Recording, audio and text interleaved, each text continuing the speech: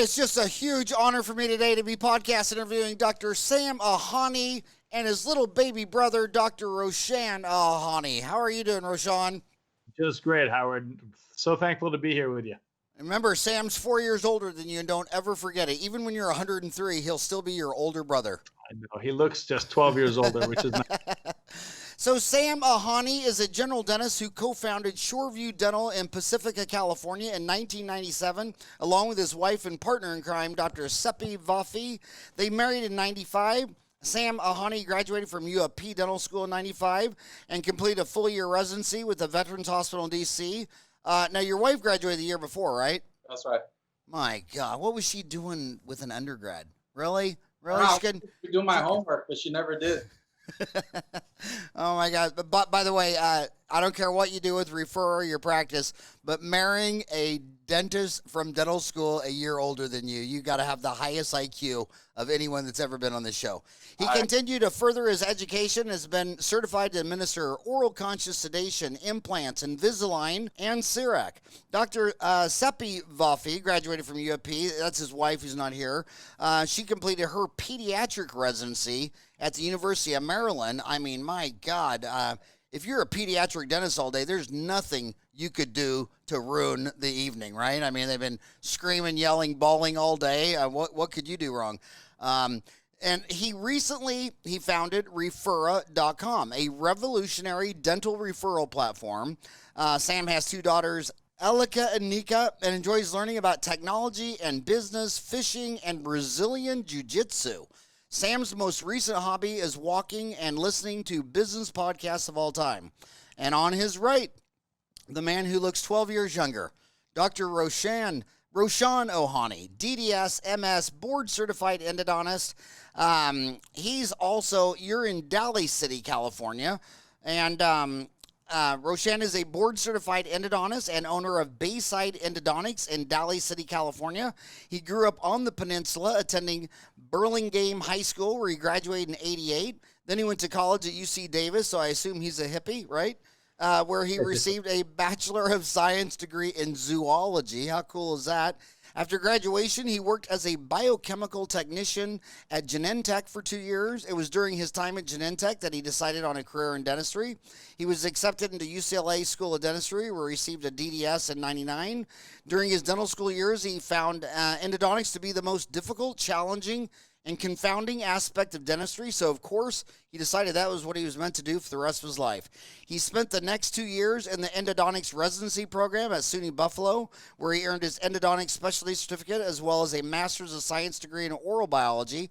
While he enjoys his time in Buffalo and was very lucky to have met many great people, he was thrilled to move back home to sunny California. After returning, he worked as an associate endodontist for 3 years until October of 2004. He opened Bayside Endodontics. Although he didn't have many concrete reasons for choosing this specialty, fate would have it that he couldn't imagine a better, more satisfying job than the one he has. Few other professions can provide people relief from intense pain and suffering every single day. He feels truly lucky to have chosen to work in such a rewarding field. He offers root canals, dental implants, endodontic surgery, cracked teeth, and traumatic dental injuries. He lives with his wife, Tina, who is also a dentist. What is this, the Genius family? Not a baby. My gosh. Do you have a third sister you can fix me up with or anything? She's an oral speech pathologist for all mouth people. Oral speech pathologist. I don't know if they can help people from Kansas. Sigmund Freud said that the Irish were incapable of career and of therapy. And you're also into Brazilian Jitsu. I mean, I'm starting to wonder if maybe these two dentist wives aren't as good as I think they are. Are you just doing this to survive at home? That's right. Protect yourself without leaving marks. Is Horace Gracie your number one idol and role model? Is that like the guy?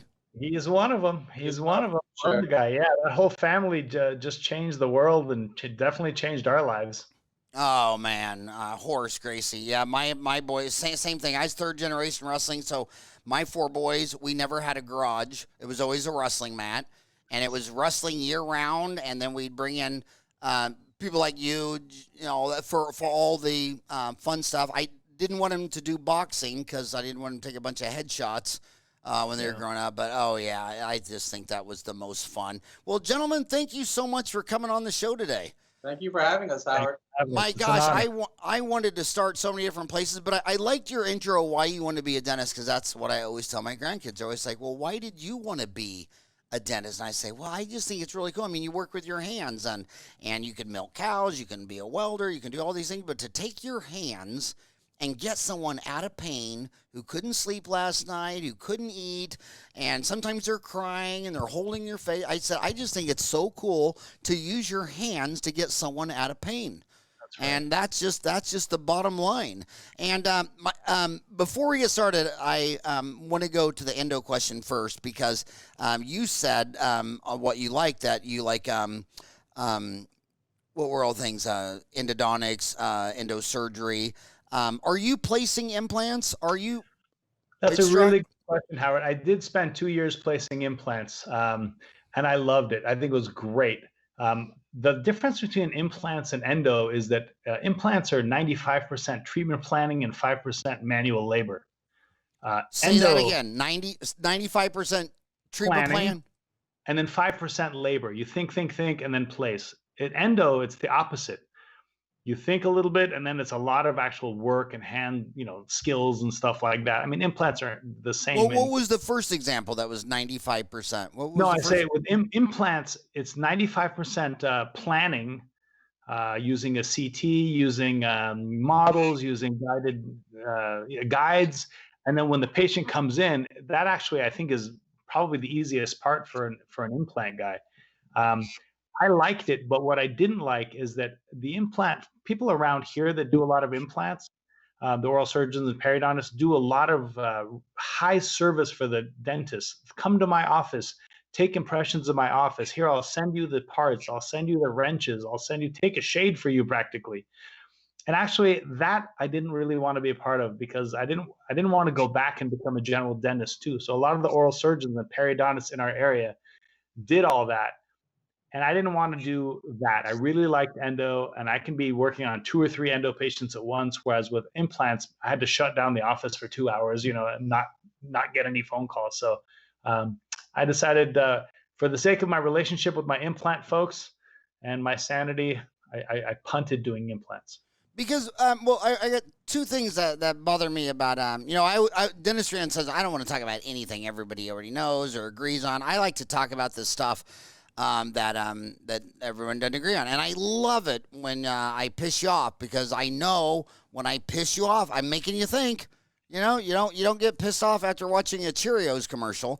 And endo, the thing, the dental insurance companies, they don't play nicely with the dentists, because the dentists have never played nicely with them. Like, you're out in California. Right. The CDA meeting is, Delta Dental of California sells $1 billion a year of dental insurance to the Californians. Give me his name. What's his name? Who?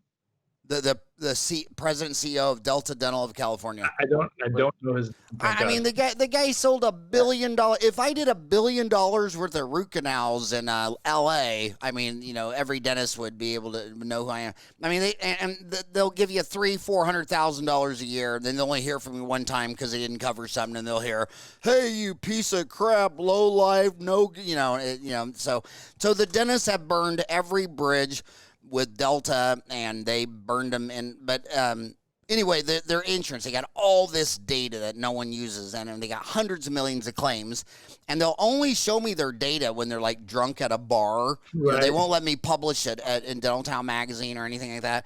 And but they show me clearly that millions and millions of claims, that if an endodontist does the molar root canal we're just talking 6-year molars, that in 5 years, 60 months, 5% are extracted.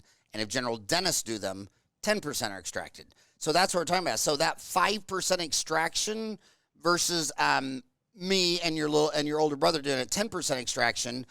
Do you think that's from the 5% diagnosis and treatment plan? 5% diagnosis and treatment planning, or the 95% work of the endo? Which one of those went wrong? I think it's from the 5% treatment planning and the 95%. I think when general dentists are doing molar endos, and they have to do them. We have to do them. We can't, even if some blessing, someone said endodontists have to do all and molar endos, there's not enough of us. So general dentists have to do these.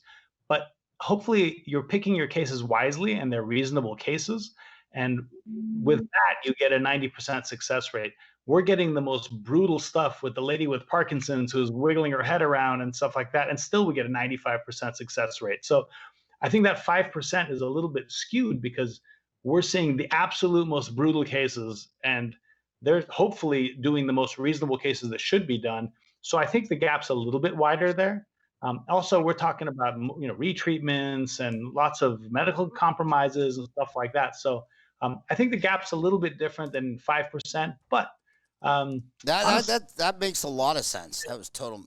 Howard, let me just add that I did a lot of endos in dental school. I probably did like 40, 50 endos in dental school. So even coming out of dental school, I had a lot of experience in endo and also in my residency.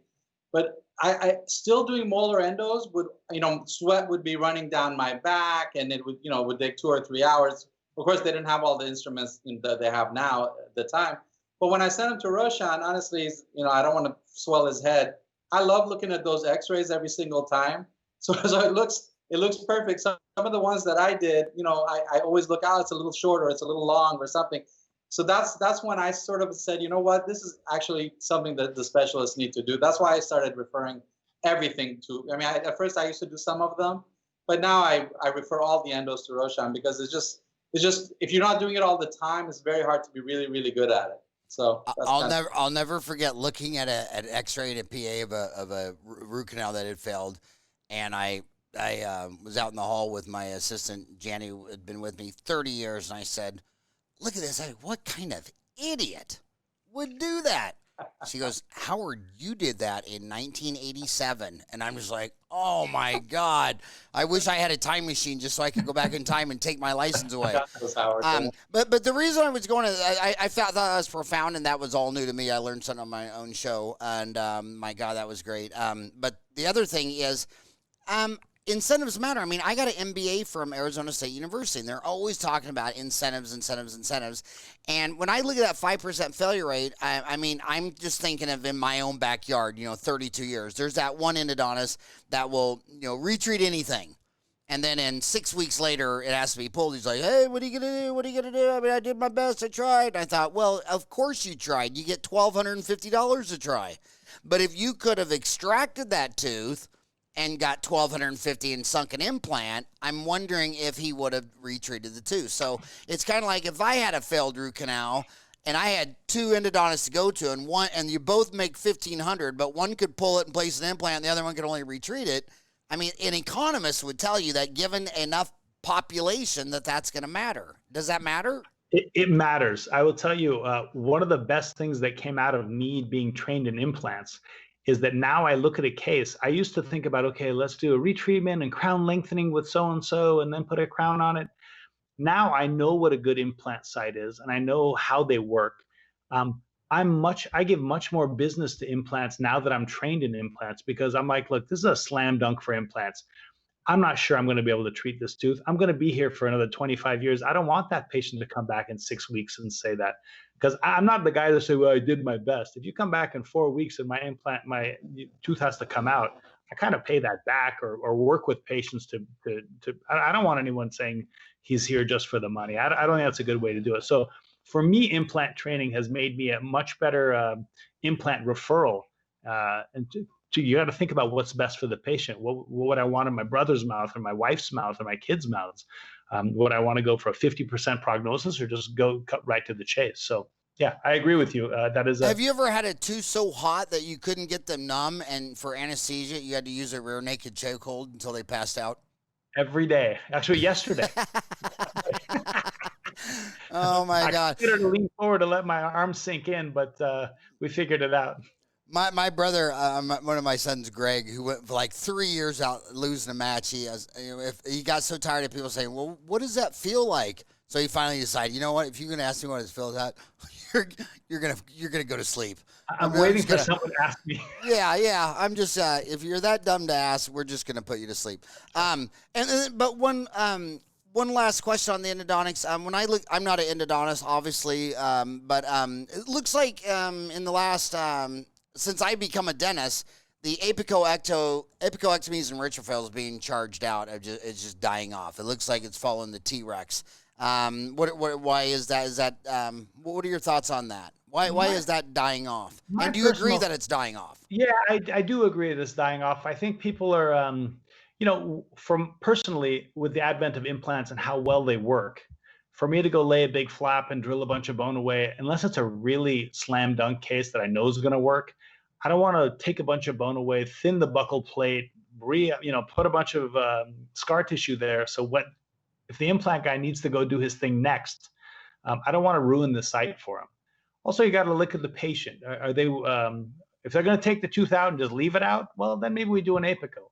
But if they're, in this area, people are willing to go do implants. If it's a better prognosis for the patient, I'm all about it. You can't treatment plan based on your own payments, right? That's a dangerous slope that I think a lot of dentists fall into. And then one more thing I want to ask first is, this pandemic, it's been really bad for a lot of people, but it's been really good for virtual communities like Dental Town and podcasting, because basically we've doubled, because everybody's, they got all this time on their hand, and they're looking for information. And right now, the ones that are listening are thinking, okay, Howard, you just said he's a dentist, he's a DDS and MS, and he has a degree in oral biology, and his brother's a dentist, I'm a dentist. America is testing a new vaccine, and obviously we're not epidemiologist vaccine guys, but they want to know this. Would you take the vaccine? And you got, and I don't want to ask if your wife would take it, but you got 2 kids. I know. Would you take this vaccine? Would you let your kids take this vaccine? What are your thoughts? That's what's on everyone's mind. I'm right on the front lines. I'm creating aerosols in my face all day. As to whether I'd let my kids do it, I'd probably wait a little, because we're very hardcore about the social distancing. We're not out and about right now. So for my kids, I'd have to, weigh that out with my wife a little bit. But for me, I would take it 100%. Because a 50-year-old guy gets COVID, you just don't know how that story ends. And I don't want to be face down with a tube in my throat. But kids seem to do much better with it.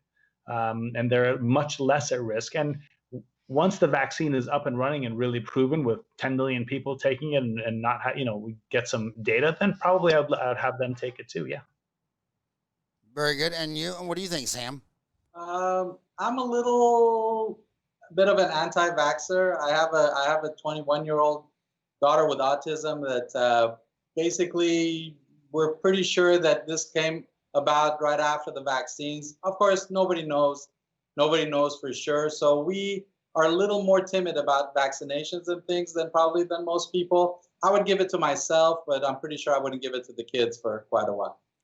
So, I mean, you're a smart man. I mean, you're a doctor of dental surgery. You're not Karen McSparity from Facebook, my mom, every time, my mom's 82, and every time she calls me, it's another conspiracy, and they're so cute. Because she even calls it a conspiracy. Did you hear about the new conspiracy? It's really bad. And I'm like, Mom, just listen to yourself. But you're a doctor, and you feel that the vaccine caused your oldest child's autism? I will put it this way. I feel like the regimen and the way they give it, and the time they give it, and the quantities they give it could easily cause a lot of these things like asthma, autoimmune problems. I'm not going to sit here and say that's just me as a dad looking at videos from before and after the vaccines. It's not any kind of like a scientific study or anything like that. But if I have a kid, my advice to them is give the vaccines one at a time. Give it to them a little bit older if you have to. They gave my daughter like a Hep B vaccine right in the nursery. When she was born. Probably didn't need to do that. Yeah. So my problem is with the way they sort of do it. Maybe I'm not saying vaccines are bad, for sure not.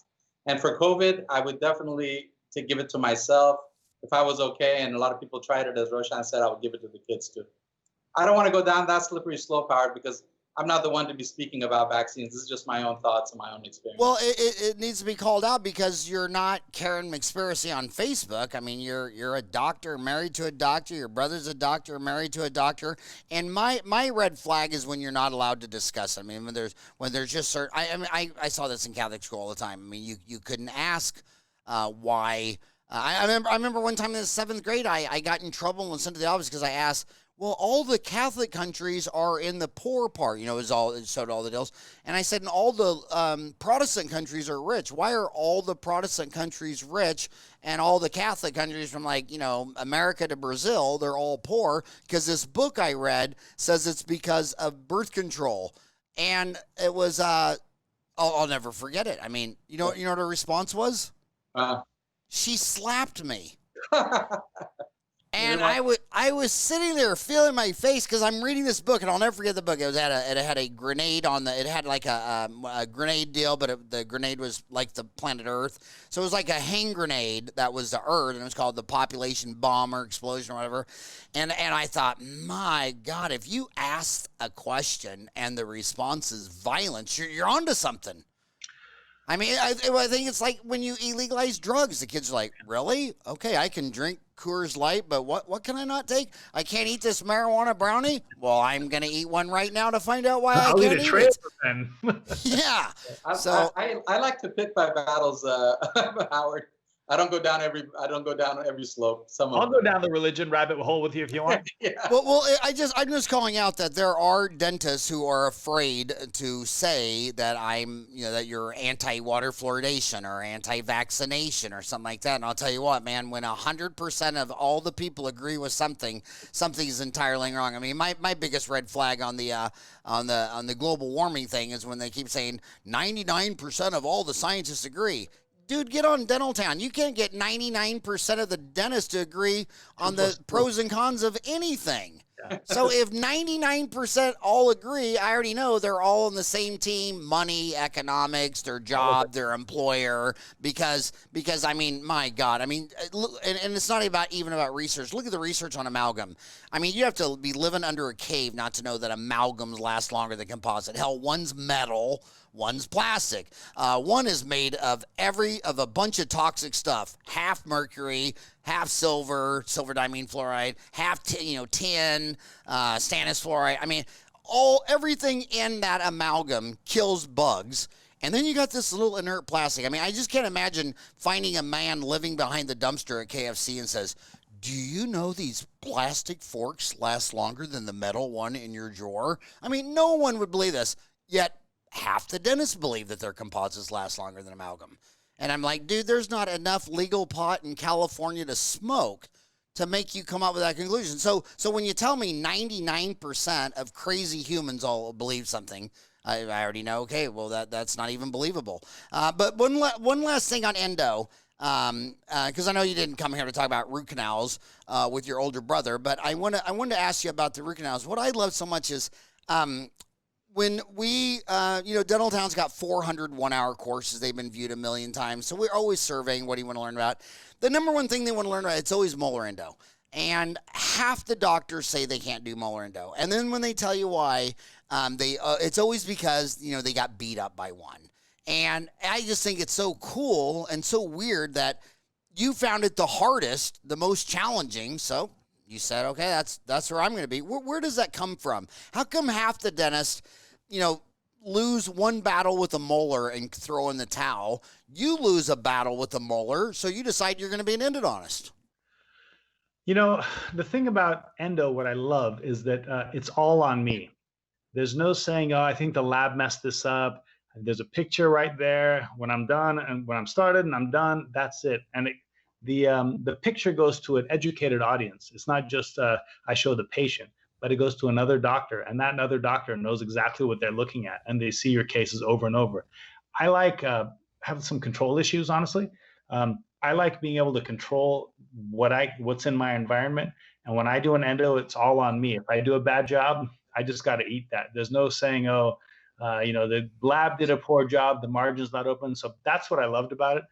The biggest thing I love about endo is what I said before. I can take in 45 minutes, take someone who hasn't slept in 3 days and fix it painlessly and, with great success. Very few jobs can give you the opportunity to do that 5 times a day. So love it. And I loved your article in Dental Town, August 2015, The 3 Dimensions of Endodontics, CBCT, Treatment Planning, Patient Understanding, and Referral by Rowshan Ahani. And that was an amazing article. In fact, when I get this podcast, we post them on the Dental Town under the podcast, and 70,000 of the 250,000 townies have downloaded the app, and that's actually where we actually get a ton of views. But I'm going to but on the Dental Town message board, I'm going to post it in that, because I think everybody needs to go back and read that article. Again, another endo question. I'm sorry. Is CBCT standard of care in endo? In my office, it's standard of care. I mean, for me, the things I see with the CBCT that I wouldn't have seen before are just game changing.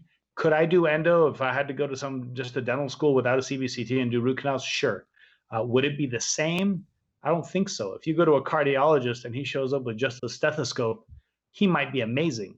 But would you rather have him have an MRI at hand and have all of his stuff? Listen, these teeth are built to last 20 years. The less we can drill away, the better we can plan for these things. We can stretch their life out to 100 years if we do it, conservatively with good planning. Also, CBCT is so good for me because it gets me out of doing cases that wouldn't work. If I see something that makes me think this tooth is fractured, I can have that conversation with the patient before drilling into the tooth and spending an hour to find something like that. So I think it's a big win-win. I don't say, oh, he's not a good endodontist if he can't have a CBCT. I don't think that. But for me, in my mouth, if I went to some office, I would want to have a scan taken just so I can see what's going on. I mean, I just love it. I see so many things. I could post 10,000, films that, aha moments about scans. The last thing about the scan is that even if you don't find something aha, you look at those scans and you get 3D imagery stuck in your brain. So when I look at a 2D image, now I can sometimes go, oh, I know what this is because I've got a catalog of 10,000 CTs that I've looked at. And I don't think there's anything that can replace that experience. So yes, I love it, but I wouldn't say it's standard of care. I would say at this point, if you're doing endo without I'm not an endodontist, but if you're doing endo without doing a CBCT on it, is below standard of care. That's my judgment on it. Yeah, endo's weird because I'm old school, so it was always. I remember seeing silver points that lasted 30, 40 years, and they'd say, yeah, because endos is about what you take out of the tooth, not what you put in. And if you find all the canals and get it all cleaned out, in fact, my instructor said you don't even need a silver point. You can fill it with bird shit, but make sure it's sterile bird shit. And it's not what you take out. So, and then one last thing on the deal, because I'm trying to go by a lot of the questions on what they email me, howard@dentaltown.com. But do you really see any endodontists that are doing endo and placing implants? Or is that really non-existent? I wouldn't say it's non-existent. There's several in our area that do endo and implants. I don't have too much cross interaction with them. We don't have that many referrals in common. So yeah, I think, listen, when you do endo, we're doing everything in 0.5 millimeter increments, and it's the most exacting thing you can imagine. I think they're very capable of doing implants. For me, it's just a matter of trying to be really great at several things is actually hard for me. I don't want to do that. So yeah, I totally with it. Fine. I totally agree with that. I mean, you can't, these young kids, when they're young, because they're like, well, I want to master endo and silver diamine fluoride and implants and Invisalign and this and that. And it's like, okay, now, in 1900, healthcare was 1% of the GDP. There was no specialists. By the end of the century, it's 14% of GDP. The MDs had 58 specialists. We had 8. Now it's 2020. We're up to 10. I mean, you can't master of all trades. The only time I've ever seen it where you can master 2 things at once was even in business. They say, what is your core competency? What is your core competency? But then Yamaha. Mr. Yamaha, he's number 1 in pianos and motorcycles. There you go. Because he liked two things. And so when someone says, well, you can't master two things, I'm like, so Yamaha doesn't exist? I didn't know that was the same person. That's really cool. Yeah, I mean, that's pretty cool. He liked motorcycles and pianos. I mean, you know, and he mastered both of them. I'd give him a 3rd-degree black belt in both of those things. But this is what I'm telling the young kids. If you go and you be, say, a prosthodontist, and you start placing implants, then all the other specialists that want to place them and have you restore them, you lose that. That's channel conflict. So if I'm a prosthodontist, every prosthodontist I know that got into placing the implants, their business went down because their referrals went down because it's called channel conflict. And there's a lot of turf territory stuff in dentistry. I mean, look at implants. When they came to America, Pierre Brandmark would only teach them to oral surgeons. And it took several years to add periodontists. And then the general dentist was, you know, a decade later. Mm-hmm. So I don't know. I know in the big towns like Phoenix, if an endodontist starts placing implants, he's going to lose endo referrals from all the oral surgeons and periodontists. And they're like, oh, that guy's now they see him as a predator, as opposed to prey. I mean, you're either food or you're going to kill me. There's plenty of teeth to go around for everyone. Oh, I know. You and I know that. I get it. I know. You and I know that. But there are still a few cretins left that got a dental degree, and they argue so loud. And I always tell them they argue so much because the stakes are so low. Okay, but so how did two brothers like you? I feel like we should let Sam talk. I mean, he did come and everything, you know. So what was going on with two brothers married to two dentists that you want to revolutionize referrals in dentistry? First of all, where did it come from? What was the why moment? I think, you have to understand that we're dentists and my wives are dentists, but also my cousin's an oral surgeon, my other cousin. So it's a big family of dentists, right? But the aha moment, if that's what you're thinking about, is, and this is in every dentist's mind, but it kind of finally came to the front of my mind, was there was a patient in the chair, needed like $20,000, $30,000 worth of work, but I couldn't do that number 15 or 14. I had to send it to Rowshan. And even though he's my brother, I know that when I hand him that paper referral, something might fall through the cracks and this patient probably gets lost. I go to the front desk. I say, Jeanette, please make sure we get, Mr. Smith back. What that means is they put a Post-it or put a little note in the chart. But I know that these patients are falling through the cracks. So, the communication and being paperless and green, everything. So everything kind of lined up. I talked to Rowshan about it. I said, let's just make a little software, a little MVP. Let's see if we can, prove this out. And then so when we did the research in my office, Rowshan went and pulled his reports. I went and pulled my reports. And he was seeing about, 11 patients from us a month. And then on my side, I was seeing I was referring 14, 15, 16 patients a month, to him. And then I asked my orthodontist, I said, hey, how many patients do you get from us a month? I said, well, no, actually what I asked him was, how many patients do we refer to you a month? And he said 6. And I said, how do you know? He goes, that's how many I get. And then I looked in my reports and it's more like 10. So basically, the specialists have no idea that about 30, 40, in some cases 50% of referrals, depending on the specialty, fall through the cracks. And if they don't, what percent? 30, 40, or 50. If you look at the literature, it's mostly medical. So the medical literature is about 50%, but it doesn't. I mean, it makes perfect sense that it would be the same sort of. But in my office, it's at least 30%, 30, 35% of people don't go. And the example is this, like I give, Johnny and Jimmy come in with mom and we say, Johnny and Jimmy need ortho. Give mom the referral. She goes home. What happens to it? Probably sits on the desk for 2 weeks. Now she hasn't seen Johnny and Jimmy's teeth, for 2 weeks. And so it just falls through the cracks. Whereas if the orthodontist, we had a mechanism where the orthodontist would now reach out to to mom, there's at least a 30% chance that she would at least schedule a consult.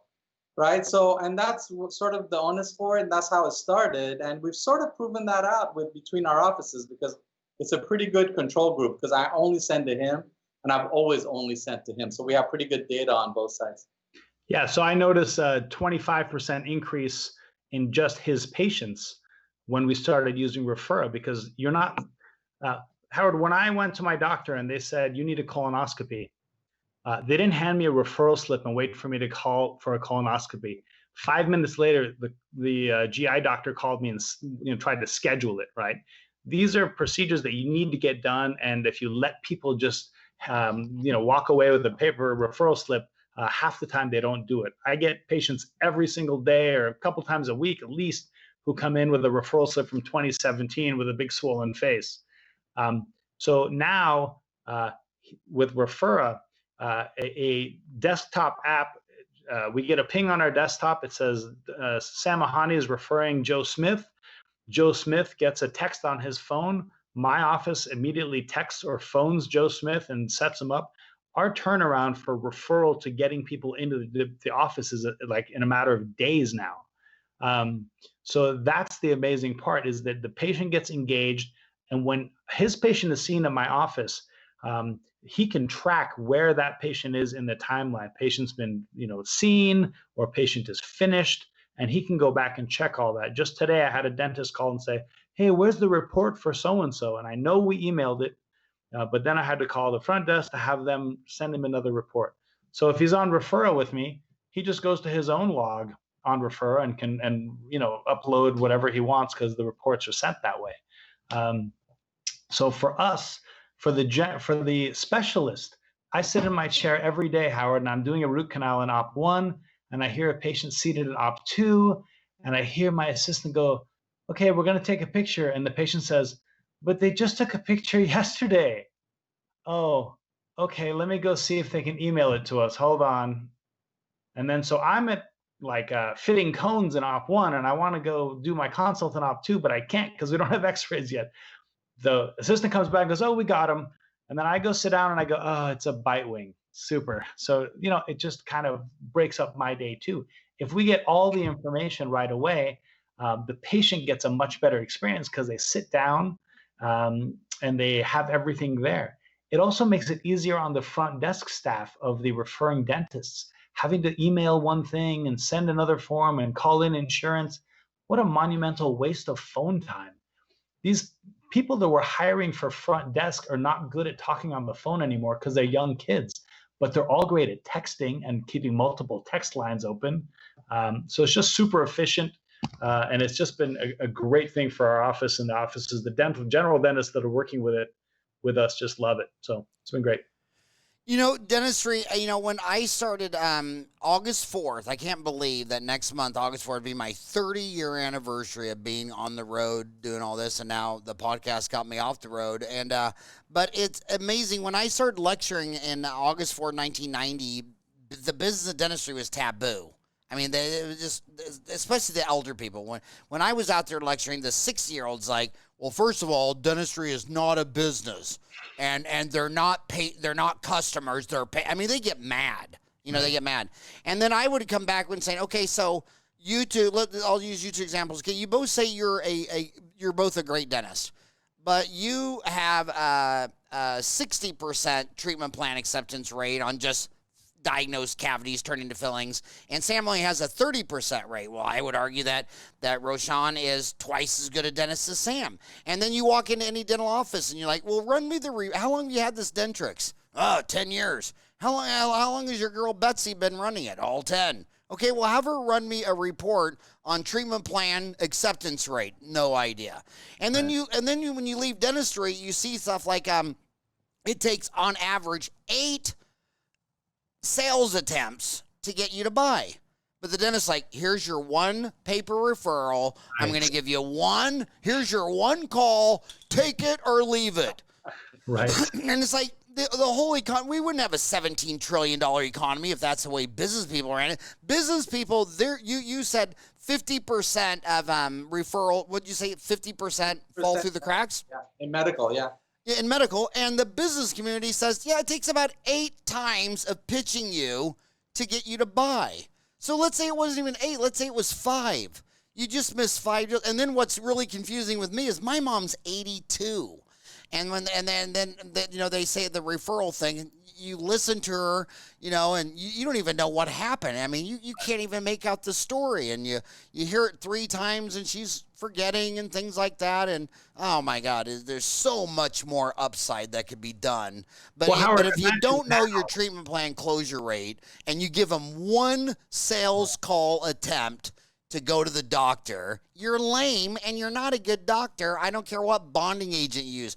I'd rather send my kids to a dentist that removed 100% of the decay and then filled them with butter than going to a dentist that only removed half of them and filled them with gold inlays and onlays. You know what I mean? So no, I agree. I mean, imagine before COVID, this all made sense. But now to carry some vector of disease from one office to another, like if you try and pay for anything, my front desk people will kick you right in the teeth because you know they don't want to have like that gross thing come out of you. And you know what? And you know what's criminal about that is the insurance companies, because my mom has to get in her car and drive all the way. I'm like, Mom, they got telemedicine, they got telehealth. You don't have to do that. And guess what the doctor said? Well, if you come in person, I can bill my fee. If we do it over this, they only pay me a quarter of the fee. So an 82-year-old lady has to get in her car, drive across town, risk death and mayhem because the insurance company is only going to give a quarter of it if they FaceTime. I mean, what is that about? So during the lockdown, actually, Referrals got a video chat feature too, which was great. So I could chat with a dentist regarding his patient. We could have the patient and the dentist on the phone at the same time on video. So yeah, that actually, I didn't bill for it. I know some people did, but you know, I just liked the just the ability to do that. You know, with I think that's something that's going to stick. I think after this, the teledentistry stuff is going to stick a little bit. It's a little bit more. It's actually it's time saver a lot of times. And here's another one I want dentists to think about. Okay, so I go into your office, say, run me a report, shows me your treatment plan acceptance rate. They just look at you like you know, deer in a headlight. And then I'll say, 13% of all the jobs in America are full-time sales jobs. That's 1 in 8. So you got 12 people in here. Which person is your full-time salesperson? That's all they're doing is sales, closing, calling, checking how many. And who is that person? They all look at me like, you know, well, what are you talking about? First, and I mean, sales is a 4-letter word in dentistry, and it's like, my gosh, that colonoscopy deal. I mean, we lost an oral surgeon out here back in the day. It was also from Wichita, Kansas, where I was from, and it was during all the holidays we'd fly back. I had 4 kids, he had 4 kids, you know, so it was like 6 seats across on America West, and he basically fell off the colonoscopy radar deal, and he just you know, I mean, he's an oral surgeon. You get busy, and he's dead. And it's like it'd been nice if a salesperson was like, "Hey, we gave you a referral to get your yin yang checked, and you never made it. Can I help you? Do you need a ride?" Right. You know. Well, so it's great to be able to track that, even if you're talking just for CYA, right? If someone says he says you need a root canal, go take care of it, and they don't, and it blows up, those guys always come back and say, you know, I had a checkup last year. How come you didn't do that? If you can say, look, I have it here. They called you, they texted you, you didn't go, you canceled, and it's on like a nice printout. That actually makes you feel a lot safer too, right? People always want to blame someone, never themselves, right? All right, can I give you a statistic? That's an interesting statistic. Hell yeah. I called the TDIC and I asked them, what percentage of dental lawsuits have some element of this miscommunication between the dentist and the specialist and the patient? And guess what percentage they said? What? They said at least half. At least, so say again, TDIC, which is the dental insurance company. So for my homies not from the United States, what is TDIC? It's the biggest dental insurance company, a malpractice insurance company in the country. So what I did was I called they have a mitigation line.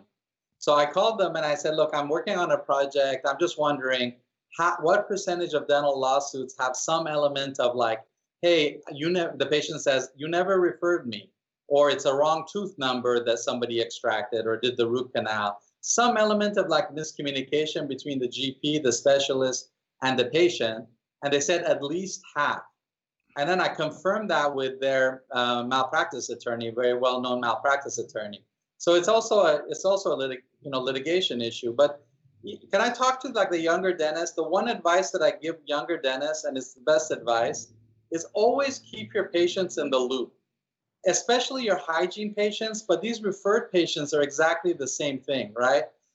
Every time your patient comes in for a hygiene visit and they're there in 6 months, hey, great job on being here right on 6 months. If you do that from the beginning, then you see in a few years, you don't have to torture yourself with pay-per-click ads and stuff to try to get new patients in who don't know you, who don't care about you, who don't want to do the treatment that you said, because your office will be filled with people who are kind of dedicated to you, right? This referral process is kind of the same thing. The same way people fall out of the hygiene loop, a lot of people fall out of the referral loop because if they didn't go for what you said, a lot of times they don't come back to you either. So that's kind of, it's pretty important to keep track and make sure that your patients never fall out of the loop. That's the most important, aspect, the business aspect of dentistry, I think. So I'll give you it's everything. The thing that's crazy on dental time is someone will say, "Oh, I just got this letter from a patient. And they said that that she's all mad and she's gonna sue. Should I call my dental malpractice or should I call an attorney or who should I call first?" I'm always like, well, you call the patient first. What the hell are you? I mean, the reason I was able to avoid lawsuits and all that stuff is because number one, if I made a denture and you hated it and you said your old one fit better and you wanted your money back, it's like, my God, I'll give it back. When they come in to my office, they say, well, why would I pay $1,200 for just one? It's $2,500 for a full denture. I can go down to Denture World and get it for $250. It's like, ma'am, I'll drive you to Denture World free. I'm not even gonna call you an Uber. Come on, get in the car. I'm gonna drive you there and take you myself. So number one, money, and it's always pride and ego, and you don't want to refund $1,000 denture. But then what happens? Now you're gonna go before the board, so now you're not sleeping right for the next month, and then you're gonna cancel days of patients and hire an attorney. And you're just gonna go to hell for like $1,000. And you know what else? When that stuff happens to you, and it hasn't happened to me often, but it happened to me one time. That makes it so that you don't actually love your work anymore. Oh yeah. So it happens to you once. I mean, you've seen thousands of patients, and in my case, the patient was clearly, there was something wrong, but it doesn't matter. You still end up, kind of liking what you did a little bit more because in my case, and I think in most cases, you put your heart and soul into whatever it is you're doing, and then when it doesn't work and somebody's mad at you like that, you can't help it. You just a little bit less, you like it just a little bit less. So I think everyone I know where the plaintiff won the max, $1 million, $3 million lifetime, $1 million max. And one of them was one of my best friends in Kansas. He lost the trial jury, lost the $1 million max. But he died about 4 or 5 years later. But he was like the most gung-ho dentist. One of my men just loved it. He never smiled about dentistry again. He smiled. He talked about his kids, his wife, his family. But dentistry was, he just took the smile off his face. And I always told him, I said, I got 4 boys. When they call me, about half of them have stacked a car. And every time they call me, my first question is anybody hurt? Did an ambulance come? Is everybody okay? I'm not worried about how much the car costs because that's what the insurance for. If you get sued for $1 million, you don't think it's your fault. Well, that. It just is what it is. It's a game, but don't lose your love of that. But another thing, I go into dental offices. Most dental offices lose about 25% of their practice a day. So the hygienist sees 8 people, 6 of them rescheduled for their cleaning, and 2 of them didn't. So 2 of them aren't even scheduled anymore. My definition of an active patient is how many are scheduled for an appointment. I don't buy into this, how many came in the last 18 months or 24 months. They came in for a cleaning, they didn't reschedule. I think the biggest endo caveat on that is all the endodontists I know want a 1-year follow-up x-ray of their root canal to see if it all healed up. Is that still a thing with you, or is that... Yep. Is that, yeah. 6 months to 1 year. I am trying to ask my dentists to send me those pictures now instead of bringing a whole patient all the way into the office because of COVID. But the dentist should, because that's another sales call to get them back in the door. And I warranty everything I do 5 years, but on endo I say your warranty is only it's 5 years, but I only stand behind it a year, because at 1 year we take a final PA. And if that's not healed up and I have to do something, don't walk in here 3 years later and it failed and want your money back. I said, so what does that do? Well, they want their warranty, so they want to come in 1 year to get it redone. But back to the sales call. 1 in 8 Americans, they're full-time salespeople, and there's more research on that than amalgams versus composites. They always say the best time to cold call is between 4 and 5. 30 to 50% of sales go to the vendor that responds first. So 80% of resales require 5 follow-up calls. 44% of people who say they're in sales only attempt 1 time. 13% of all the jobs in the U.S. are sales. So before you leave, the research is clear. 4 to 5 is the best time. So before you leave, you're like, you tell your hygienist, okay, you saw 8, everybody rescheduled? No, actually, those 2 weirdo brothers, Sam and Rowshan, they both got their teeth cleaned and they didn't reschedule. Okay, well, let's call them up. And if they're saying, yeah, I don't know. Well, they need a new face. I'll call them.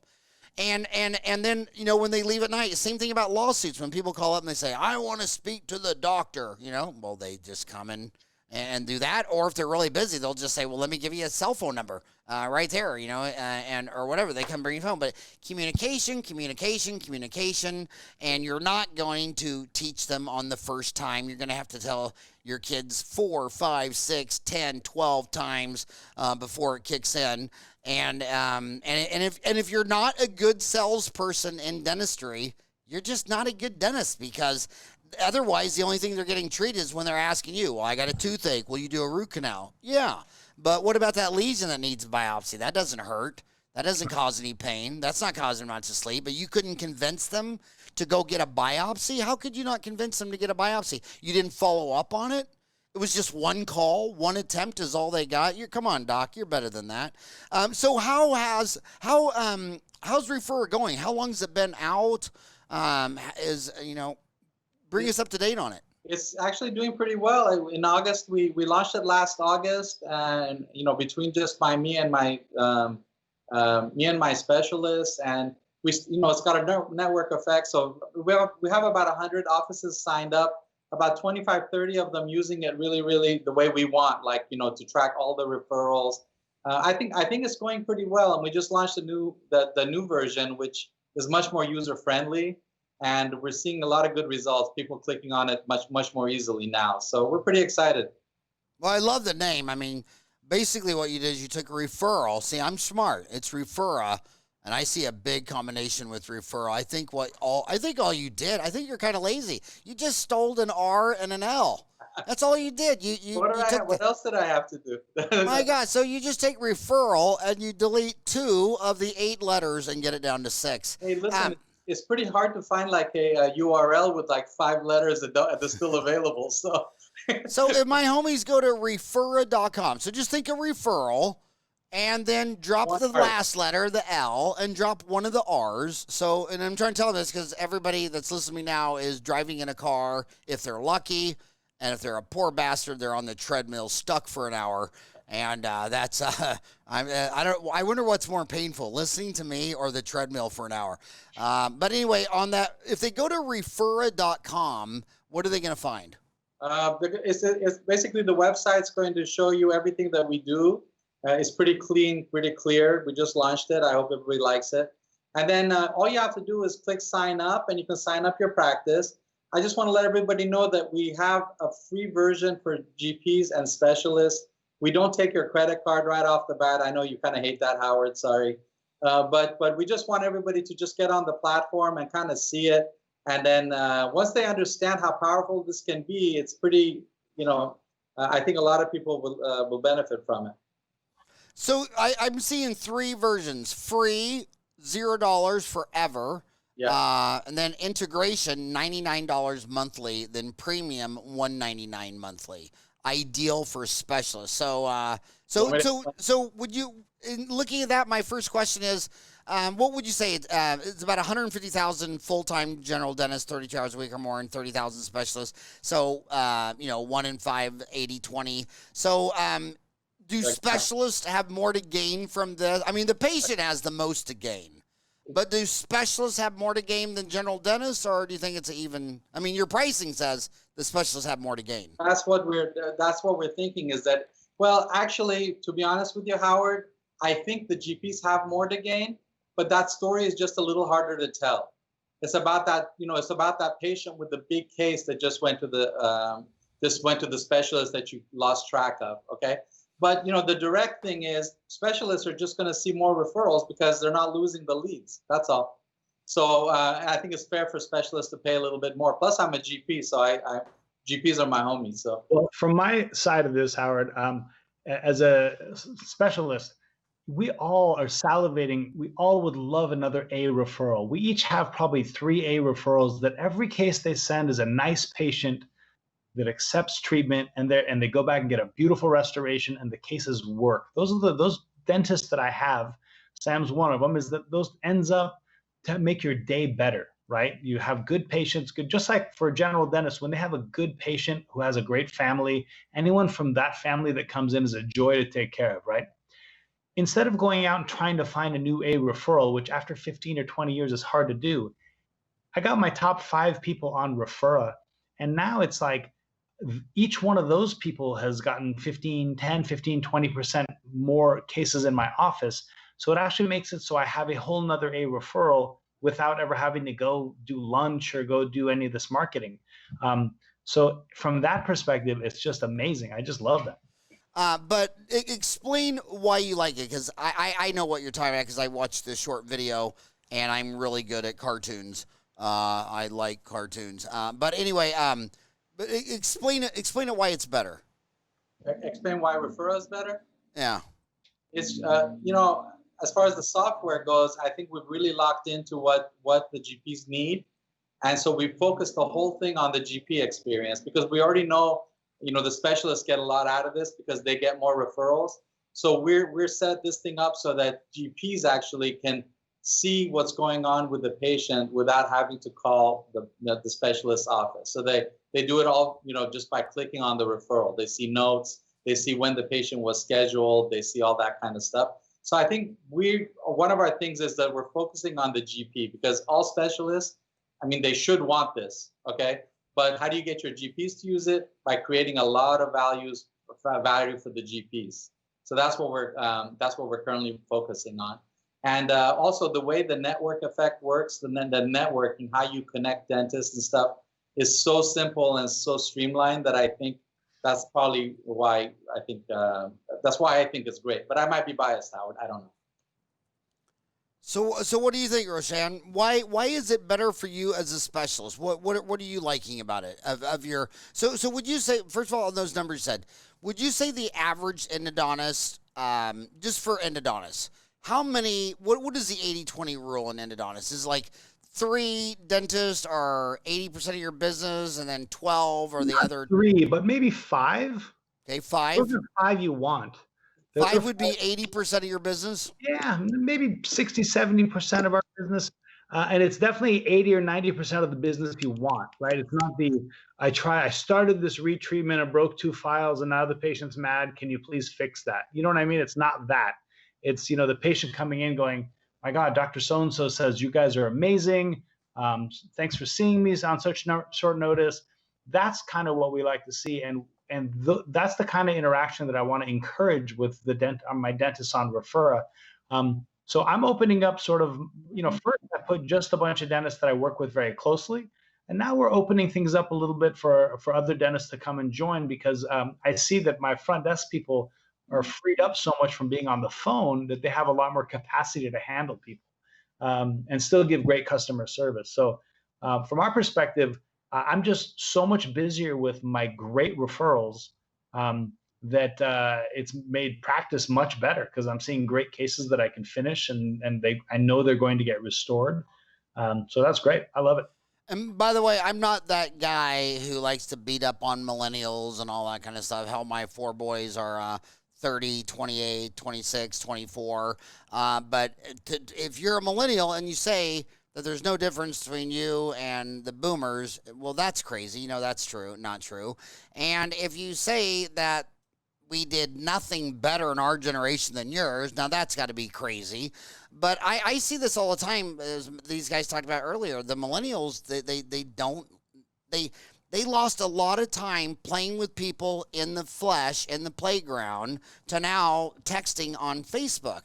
And you see it all the time. It's always a millennial deal. Like, well, what did she say? Oh, I don't know. I've emailed her 3 times. Well, does she have a phone number? What do you mean you emailed her 3 times? You could email my mom 180 times. Did you call her? Well, I was going to see if she was going to email me back. Well, I mean, so it's the same thing with the millennials do with direct mail. The number one factual things that all people know that for sales is direct mail and email blast. Well, what do millennials hate? They freaking hate junk mail, and they throw it all away. So 99% of it gets thrown away. But 1% of California, what would be 1% of California? I mean, what do you got? 38 million people. So really 1% of California has no meaning to you. And then you say, well, what kind of dentistry do? Oh, I like to do implants. Oh, so who needs implants? The people on Snapchat or Instagram? I'm pretty sure the people getting the implants go to the mailbox and get your direct mail. So I always thought the most bias anyone brings to the table is their own journey through life. And that's what I loved about math the most. Math doesn't care if you agree or disagree. 1 + 1 = 2. It just is what it is. But the dentist that always do the best, and for you young kids out there, because I know a quarter of my viewers are still in dental kindergarten school and the rest are all under 30, is, my God, you got to know your numbers. And they're not patients or customers. And if you can't talk to grandma, if you can't communicate to grandma. In fact, how many of us all agreed in school that the people that made straight A's, they all became specialists? The B's, they were kind of, whatever. But the C's and the D's, they were the millionaires. You know what I mean? Why? Because they could get out there and run for mayor of Dental Town and press the flesh and talk to people. And the malpractice people are figuring out too, because the malpractice people just figured out about 2 or 3 years ago that the same very small group of dentists is getting all the repeat business in lawsuits. You know what I mean? Right. So it's like, so the reason they're so quick to drop you is because, okay, you're 40 and you've already got sued, and you're going to go to 50 to 60 to 70, and they already know you're an asshole, that people don't like you. And as soon as they don't like you and you're an asshole, they go get a lawyer, and then they know what they're doing. They file a complaint to the board. Do you think when they file a complaint to the board, they thought it was like the equivalent of sending you a dozen roses and a box of chocolates? They knew exactly what they were doing. They intentionally decided to do that because they don't like you that much. And so what do? You walk into a dental office. I can smell success in that. You walk into a dental office, and in 1 second, 95% of them, you think you're in a library. And no communication, no fun. It's all serious and stressed and, whatever. You walk into $1 million practice and you're not even there 1 second. You're already smiling because someone just naturally said, Sam, how are you doing? Rowshan, get over here. Let me put you in a rear naked chokehold and snap your neck. I mean, they're just people. And then you go into dental offices and consultants have to write scripts on how to answer the phone. Right. How are you doing today? Are you safe and sound from the pan? I mean, when you're paying consultants to write scripts to your own team on how to talk to other humans, really? There's 2 things I disagree with in everything I've learned in business management. Everything you learn in management is not even true. They're always trying to get you to motivate people and train them and onboard them and ramp them up. You don't see that in sports, man. You go out there in sports and you throw 8 passes and 8 are intercepted. They don't teach you how to throw a pass. They fire you and they go get someone else. I manage the HR process. And if I pay an assistant $20 an hour and every time she has a problem, she comes to me, well, let's go back to the drawing board. There's 275,000 hygienists. There's a million girls that can be an assistant. I'm not going to pay you $20 an hour and do your job. So my management deal is I just manage HR process. I want to find internally motivated people who love to work, love their job, love people. They're not toxic. They're not drama. And every time you see them, it's the same person shows up. And then they slowly onboard themselves for 5 years. And then by the time you got a bunch of these people that have been on your team 10, 20, 30 years, you're a millionaire. And everybody else just thought, well, he didn't train me. He didn't motivate me. He didn't teach me. He didn't show me. And then I'm like, okay, well, you've been on this computer EagleSoft for 5 years. How many reports does it run?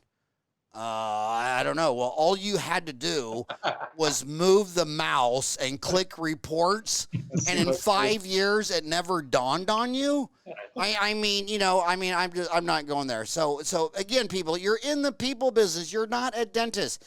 You're in a people business that happens to work on the unmet needs of their teeth and gums and whatever. Here, Howard, I gotta say something.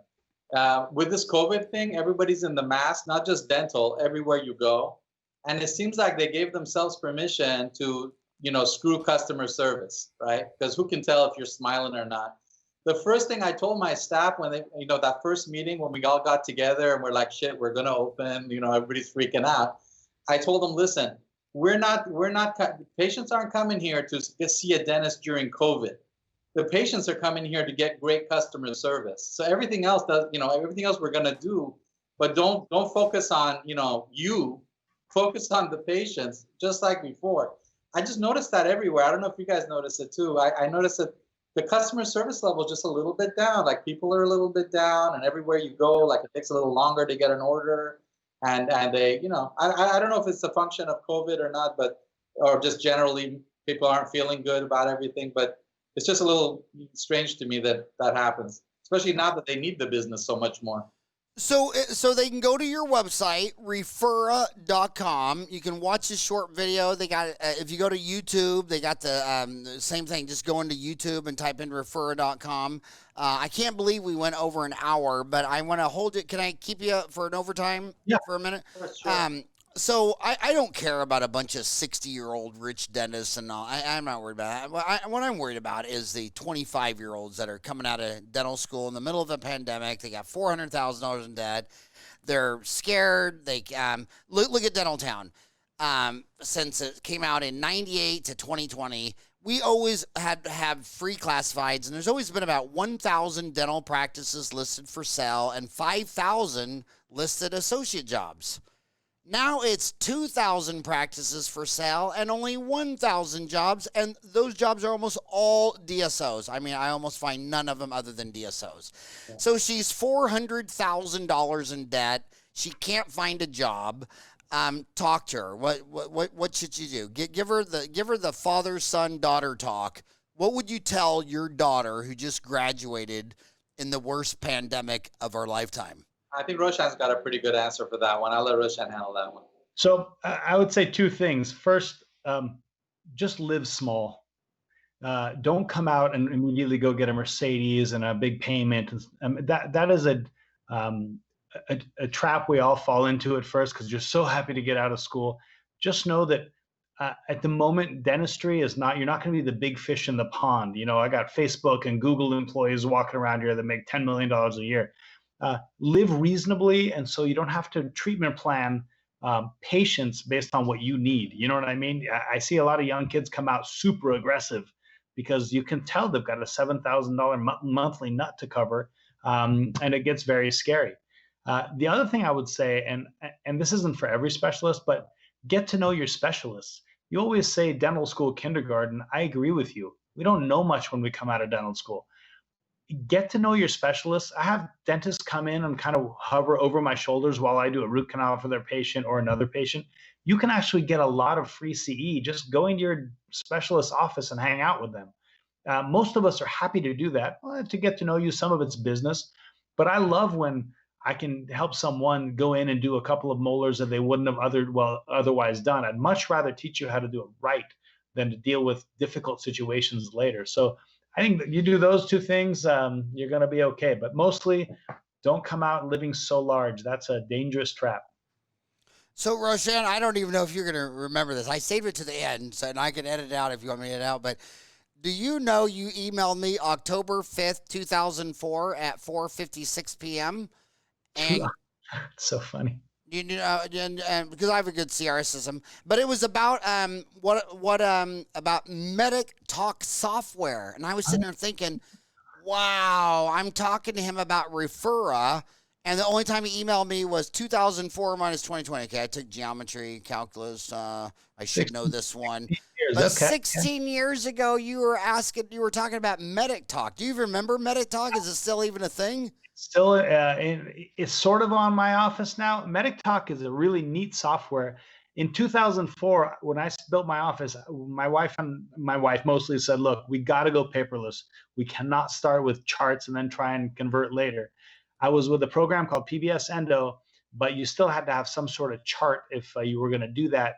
So Meditalk is a little piggyback program that you can add to your software that makes it so you can make any form you want and the patient can sign it on a little signature pad.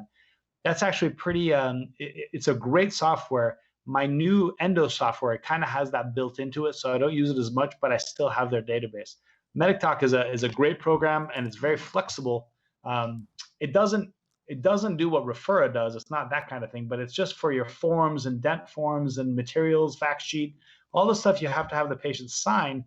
They can just sign it on the pad, so you don't have to do that. So yeah. What was the other thing you said? PBS Talk? Pbs Endo is my Pbs Endo. Yeah. And what is PBS Endo? Pbs Endo is just like it's an endo only software, and it's kind of geared toward us report. Is that from that guy in San Diego? No. Who's that guy? TDO. Gary Carr. Yeah, Gary Carr. Yeah. Gary Carr, the only person on earth who kicked me out of his course, because he found out I was a general dentist. It was endo only. Oh, right. So me and Datola snuck in, and we made it all the way to the last break, and then some guy recognizes and calls out her name, and then we were escorted to the door. But so Gary Carr is TDO. Yeah, he does TDO, and it's a really expansive, not expensive, but also expensive program that does a lot. For me, I was on PBS all those years, and all my patients were on PBS. I didn't want to have two programs running at once and transition. But the people who are on TDO, it's kind of like a little cult following. It's a little bit of a religion. I think it's a great product, but that's just you're saying TDO was the cult following. Yeah, I mean, and what does that stand for? TDO. Yeah, what's that? What does TDO stand for? The digital office. It's what? The digital office. Oh, is that what the digital office? It's a great program, and I've been to Gary Carr's office to look at it. Spent the whole day there, and it's great. We decided against it for various other reasons, but no, I think he's doing really amazing work. Yeah. Yeah, since he kicked me out of the course, you know what you should do? Send him an email that says, Howard wants to podcast you before you die. And since you're so old, he was thinking maybe if you could move that up. Howard, the endo community is very small. I can't make enemies, man. I know, but it'd be so funny because it would just be so hilarious, because the reason he would never come on the show is because I'm not an endodontist.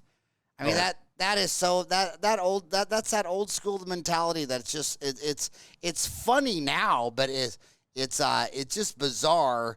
Because like you said, okay, so there's 4,000 endodontists and there's 325 million people. And your best idea is that only endodontists should know about any information or secrets or research. I mean, what % of America's towns don't have any of the specialists?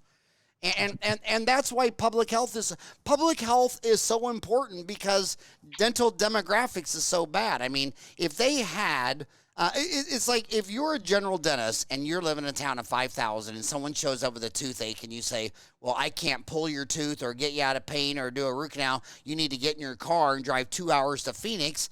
Well, they should take your license away. Right. I mean, you're a doctor. You're on the front line. You're in war. And a toothache, all you can say is drive 2 hours away. And then they also, these dentists don't realize, they say, well, I paid for my dental school. Oh, really? You went to a public dental school? Your tuition doesn't even pay for a third of public education. the tax dollars from the people who lived in that small town of 5,000 subsidize your dental degree. And you can't get grandma out of pain because you don't do extractions and you don't do endo, but you want to be a doctor. And then there's the older doctors who think that only endodontists should be privy to this secret information. It's like, come on, dude. Go ahead. I say, hey, anyone who wants to come hang out at the office, you want to talk endo, call me. And then, I get a few calls, but not as many as you'd expect, right? Yeah. Yeah. So the advice is that's the best advice. I mean, it's the what was that book, Think and Grow Rich by Napoleon Hill? I mean, I don't know why. I mean, most dentists have the same disease, and that is you go down, you take 16 sectors of the economy, and you just go down the dentist and say, well, tell me your car. Is it median? I mean, you have a median car? No, they got too much car. Your house, 3-bedroom, 2-bath? No, it's way too big. Your vacation, you go camping at the lake? No, we went on a cruise. We flew to Hawaii. And you go through all 16 categories. You go, how come 16 out of 16 categories you spend more than the average? You're not a dentist. You're a rock star. And why, are you pitching for the Dodgers? I mean, how come you can't be median? Just in the middle on any category. And they can't.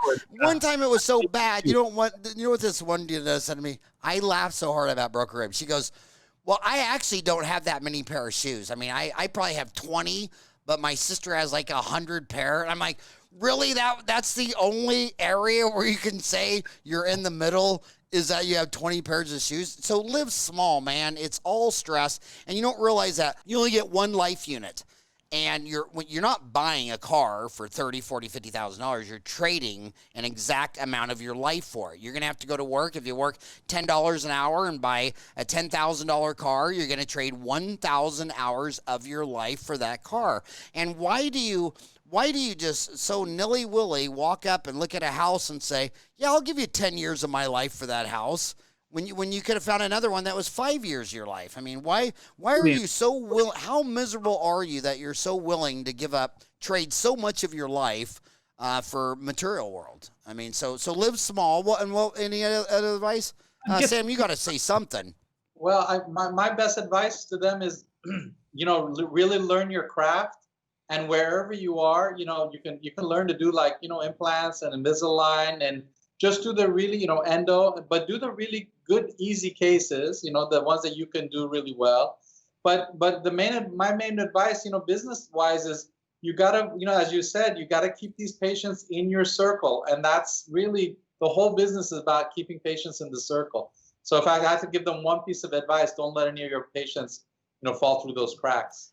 So when they do fall the cracks, they fall at the end of the day. I mean, 25% of your hygiene didn't reschedule for their 6-month recall. That's a quarter of your practice, and you don't have time at 4 o'clock to make 2 phone calls before you leave.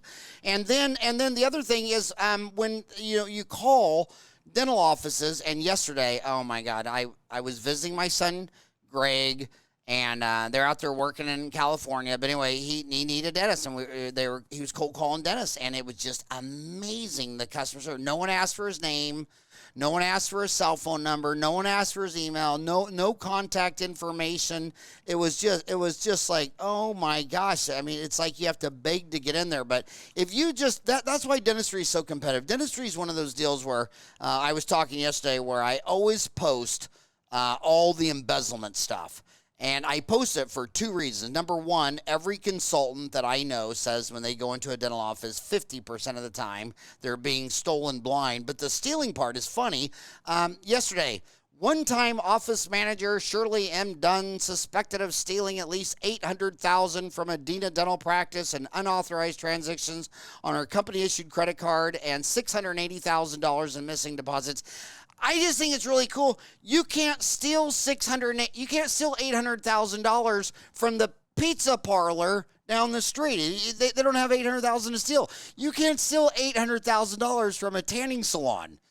But dentistry is so lucrative that every month I post the case of the month or whatever, and it's usually about $800,000 to $1 million. And I'm like, how lucrative and inefficient is dentistry that one of your employees can steal $800,000 and dumbass doesn't even know it? God, I have a funny story for you, Howard. I have a friend of mine who the guy did embezzle. The front desk person embezzled $300,000-$400,000 from him. She left, and his business dropped by like 30-40%. He couldn't find anybody to replace her. So he calls her up, and he says, I don't care. Can you come back? That's how hard it is to find somebody who's really good at the front desk. Can you believe that? That's just embarrassing, dude. I don't even know who your friend is, but yeah, I'll tell you about it. Well, and the other thing I'll tell you kids that are listening right now in dental school is you know who's going to crush it in dentistry? It's always the same people. It's the same people who have common sense and can talk to people. If you can communicate with people and you can listen to them, not shove down their throat, but listen, communicate, attract people. You walk in the office and instantly you see smiles, communication, happiness, and that's why I don't know why you're afraid of DSOs. I mean, I've been in Phoenix here now for 32 years, and this is all you hear from DSO. Well, yeah, you know, he was a nice guy, and he said I needed 5 fillings. When I went back, he's no longer there. Right. And then I was with this other person, then he did 2 fillings, and I went back for the other 2, and now he's gone. And I've only gone there 3 times, and I've seen 3 different dentists. Well, that only has something to do with a relationship. I mean, and that's why I cringe when you buy old man McDonald's sells you his office at retirement, and your best idea is to go in there and clean house with all the employees that have been there 20, 30 years and start off with a bunch of new people. It's all in the relationship. It's people business, people business, people business. Thank you so much, you guys, for coming on the show. This was just amazing. Best of luck. I hope everybody goes to referra.com. Oh, one last thing. I want to tell you how I picked my oral surgeon. How's that? Is, the complaint on oral surgeons that they just pull all your wisdom teeth, max out, your maximum for the year, you never see them again. And that's just thinking small and everything. I wanted an oral surgeon that would let me, when I refer to, back in the day it was faxing, then it was mailing. I want to send the FMX and the treatment plan so that you can, look at it and maybe you see something differently, because I started this when I was 25, I was young. But number 2, that you can go over it with them, because what I tell the patients right along, I said, by the way, I'm sending you to get your wisdom teeth out, but you got 4 cavities. And I'm thinking each one of those 4 cavities is $250, and each one of them is going to turn into a $2,000 root canal buildup in a crown within probably 2 years. So, and every time someone comes in and they can't, they want to get a root canal and a crown, I always tell them, I said, well, I don't want to do the root canal and crown, I want to pull it. And if it's a girl, they like sit up in the street like, what are you, out of your mind? And I say, well, it's this molar here, and you're not really going to see it, but, pulling it's $250. And root canal and crown is $2,000. And I could take that $2,000 and fix your other 8 cavities, because you don't have $2,000 for this one, and you're going to pay $2,000 for everyone. That's why 10% of Americans have 0 teeth at 65 and 20% have 0 at 75, because they put all their money in the first tooth, and then they end up just pulling them one by one. So the bottom line is, if you're going to spend $2,000, I'd rather you do 8 fillings than one $2,000 tooth. And then when the oral surgeon says to him, yeah, we're going to pull out your wisdom teeth, but remember, you got 4 big cavities there. And if you don't get those, right now they're little fillings, but it's not going to be long, and they're going to be expensive root canal, belt, and crown. So if you don't have money for 4 more root canals, then you're going to be right back sent to my office, and I'm going to pull all 4 of those teeth. So just, you're either behind the 8 ball or you're out in front of it, and don't blow all your money on one tooth. But when you, and then I always tell them, I don't care what you do, because, you're coming in here with a toothache, and it's, I tell you got a cavity, and it's $250, and you say you don't have money, you don't have dental insurance, so you walk out that door. Walk out, I don't care, you're going to be back, and you're going to have a toothache. And then you're going to give me the same amount of money, $250, that I would have charged for the filling, but you're going to give me $250, and I'm going to keep the tooth. I get $250 either way, because I'm a dentist and you don't brush or floss your teeth. So I don't care what you do. You can give me $250 today and I'll do the filling, walk out that door.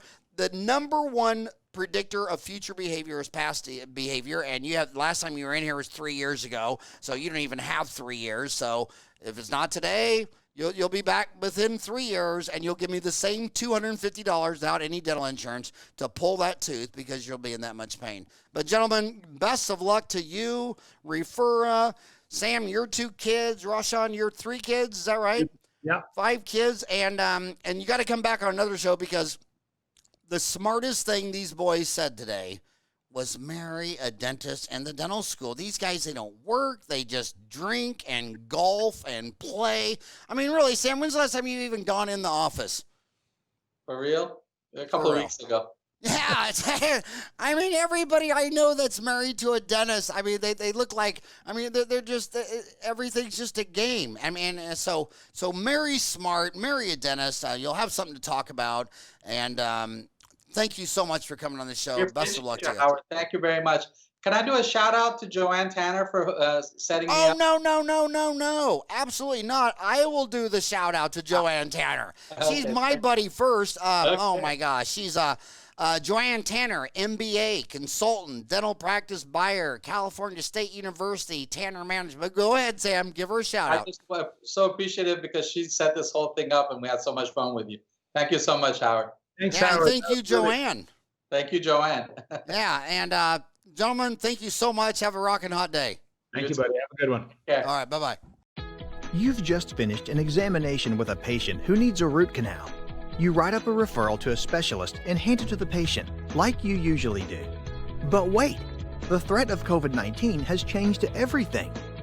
How do you know your paper isn't contaminated? Doesn't the coronavirus live on surfaces for hours or even days? Will patients even take paper referrals in the future? And even when your patient takes the referral, how often is it misplaced or forgotten?